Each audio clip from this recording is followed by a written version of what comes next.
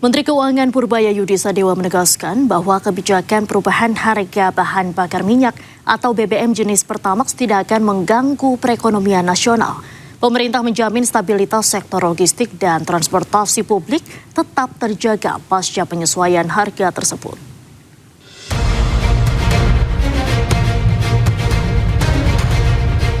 Menteri Ekonomi Purbayayudi Sadewa menegaskan dampak ekonomi dari penyesuaian harga BBM jenis Pertamax dikategorikan sangat terbatas. Faktor utama yang meminimalkan dampak kebijakan tersebut adalah karakteristik pengguna Pertamax yang bukan berasal dari sektor angkutan umum massal maupun armada pengangkut logistik barang. Purbaya juga menjelaskan bahwa kendaraan operasional harian seperti armada angkutan umum serta truk logistik barang tidak mengonsumsi Pertamax sebagai bahan bakar utama, sehingga diproyeksikan tidak akan mengalami guncangan harga yang berarti.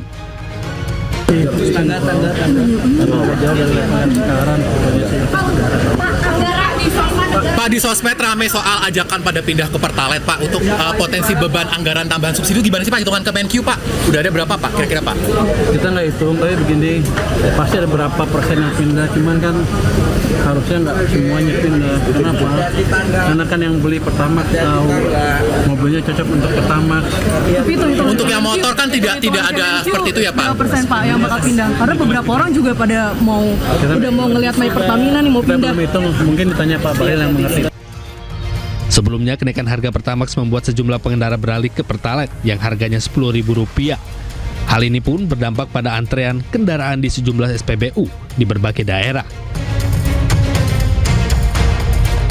Harga Pertamax naik dari Rp12.300 menjadi Rp16.250 terjadi pada Rabu 10 Juni 2026.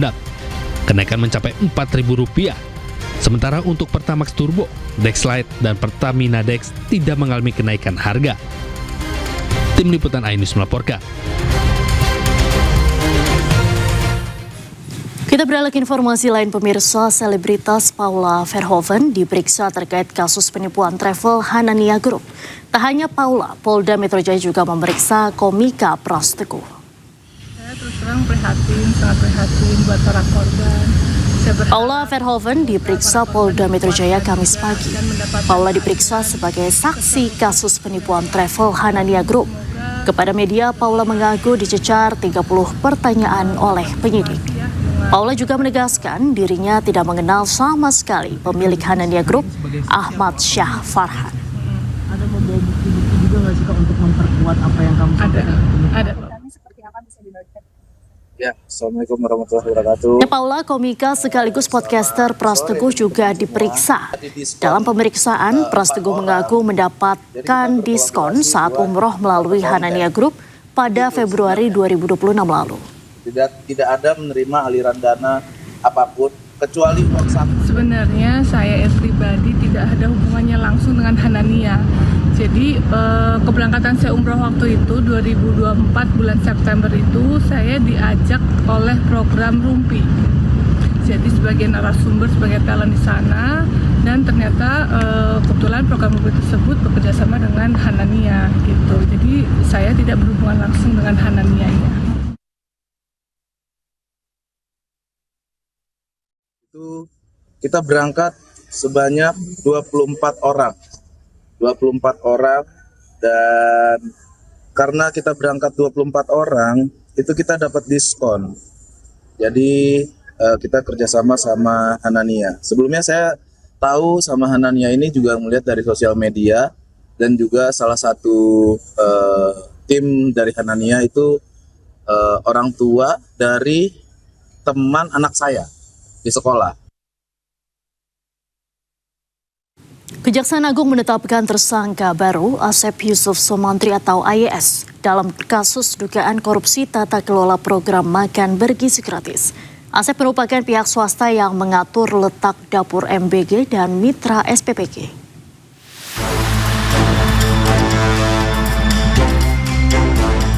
Kejaksaan Agung menetapkan tersangka baru dalam kasus dugaan korupsi tata kelola program makan bergizi gratis. Tersangka baru tersebut Asep Yusuf Somantri atau AYS selaku pihak swasta. Asep merupakan pihak swasta yang diduga diminta Sony selaku Wakil Kepala Badan Gizi Nasional mencari mitra dalam rangka pelaksanaan MBG. Sony diduga memberi akses kepada Asep untuk melakukan intervensi kepada tim verifikator mitra MBG. Sehingga Sony mengetahui titik dapur yang kosong dan membatalkan status calon SPPG yang semula telah disetujui di portal mitra MBG. Asep diduga memberikan sejumlah uang kepada Sony. Bahwa setelah melakukan pengaturan titik SPPG tersebut, saudara AIS secara melawan hukum memberikan sejumlah uang ya kepada tersangka SS. Bahwa tersangka disangka melanggar pasal 12 huruf A, huruf B, Undang-Undang Tipikor dan pasal 605 ayat 2, pasal 606 tentang KUHP, dan terhadap tersangka saat ini dilakukan penahanan selama 20 hari ke depan di Rutan Salemba, Cabang Kejaksaan Negeri Jakarta Selatan. Sebelumnya, Kejagung telah menetapkan 3 orang sebagai tersangka kasus dugaan korupsi tata kelola MBG. Di antaranya adalah mantan Kepala BGN Dadan Hindayana, mantan Wakil Kepala BGN Sony Sonjaya, dan mantan Wakil Kepala BGN Lodwig Pusung. Dari Jakarta, Tim Liputan iNews melaporkan. Kepala Badan Gizi Nasional Nani SD yang mengatakan masyarakat mampu tidak akan lagi mendapatkan MBG. Hal ini dilakukan untuk efisiensi anggaran makan bergizi gratis. Aku mau nyiapkan bahan nih. Jadi efisiensinya apa aja, Bu? Ya, penerima manfaat. Sambil berjalan. Sambil berjalan lagi MBG begitu, Bu, atau yang mampu? Maksudnya yang mampu, yang kaya. Yang kaya nanti tidak dapat MBG. Jadi penerimanya siapa saja, Bu? Penerima manfaat ini. Jadi nanti misalnya ya sekolah-sekolah kaya. Sekolah-sekolah kaya. Di sekolah-sekolah kaya itu. Terus kemudian iya itu kan seneng banget. Itu dibahas apa lagi? Gimana, Bu? Ini kan belum, besok dibahasnya. Maaf, kasih jalan. Belum. Katanya besok sore. Kepala Staf Kepresidenan Dudung Abdul Rahman mengajak seluruh elemen bangsa untuk bijaksana dalam menyampaikan pendapat dan kritik. Ia memastikan pemerintah selalu membuka ruang pendapat dan kritik. Bangsa ini tetap berdiri karena kita memiliki warisan luhur Bhinneka Tunggal Ika, Tanhana Dharma Mangrua. Berbeda-beda tetapi tetap satu. Tidak ada kebenaran yang mendua. Kita semua dituntut untuk lebih bijaksana dalam menyampaikan pendapat dan kritik. Pemerintah selalu membuka ruang untuk masyarakat menyampaikan pendapat termasuk kritik. Karena kritik adalah nafas demokrasi yang harus membangun bukan meruntuhkan. Jangan samakan kritik dengan provokasi, fitnah, dan adu domba yang dapat merusak persaudaraan kita sebagai bangsa. Pemerintahan Presiden Prabowo Subianto bekerja membangun Indonesia yang lebih kuat, adil, dan bermartabat. Mari kita bersama sebagai bangsa Indonesia merapatkan barisan dan merawat persatuan untuk menuju Indonesia Emas 2045.